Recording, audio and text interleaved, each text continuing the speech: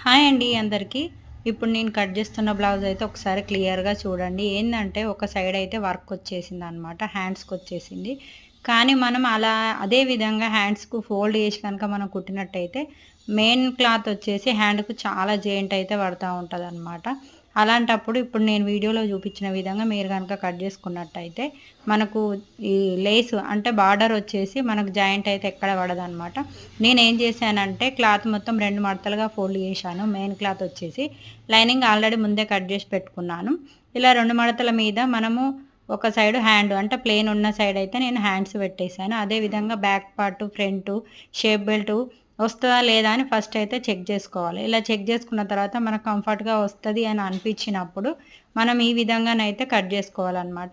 ఈ బార్డర్ వచ్చేసి నేనేం చేస్తానంటే ఇదొచ్చేసి ముస్లిం బ్లౌజ్ అనమాట. చాలా వరకు నా దగ్గర వచ్చే కస్టమర్స్ అయితే అంటే మేమున్న ఏరియాలో ముస్లిం కస్టమర్స్ అయితే ఎక్కువున్నారనమాట.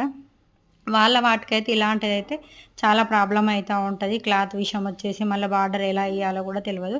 అలాగే నేను మన విలేజ్‌లో గూడా చాలామంది కొత్తగా నేర్చుకునే టైలర్స్ బార్డర్ అంతే ఉంటే సగం హ్యాండ్ వచ్చేసి మన బ్లౌజ్ క్లాత్ ఉంటది. సగం హ్యాండ్ వచ్చేసి బార్డర్ ఉంటది. అట్లనైతే కట్ జేస్తున్నారబ్బా! అయితే ఒకసారి ఇప్పుడు నేను వీడియోలో చూపించిన విధంగానైతే మీరు బార్డర్ సెపరేట్ కట్ జేసుకొని మెయిన్ క్లాత్‌కు సెపరేట్ జాయింట్ ఏసినట్టయితే మన మెయిన్ క్లాత్ అనేది జాయింట్ పడదు మనకు.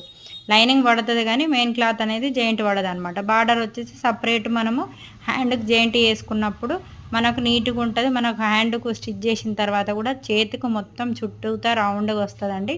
చాలా బావుంటది. ఈ టిప్ గనక మీకు ఎవరికైనా నచ్చినట్టుంటే ఖచ్చితంగా వీడియోను మీ సిస్టర్స్ ఎవరైనా ఉంటే షేర్ చేయండి. ఇలాంటి బ్లౌజ్ ఎవరైనా మీకు తికమక కుట్టినోళ్ళు కూడా ఉంటే వాళ్ళకి కూడా ఈ వీడియోనైతే షేర్ చేయండి అబ్బా! మీకు ఎవరికైనా ఉపయోగపడుతదనైతే ఈ వీడియో తీశాను. చూసారు గదా! మనకైతే ఎక్కడ జాయింట్ పడకుండానైతే మొత్తానికైతే మెయిన్ క్లాత్‌లో నుంచెలైతే లైనింగ్ తోటి కటింగ్ అయితే చేసుకున్నాం.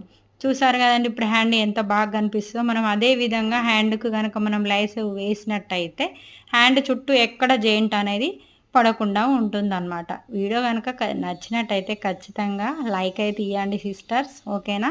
మీరిచ్చే లైక్ ఇంకొకరికి వీడియో షేర్ అవుతుంది.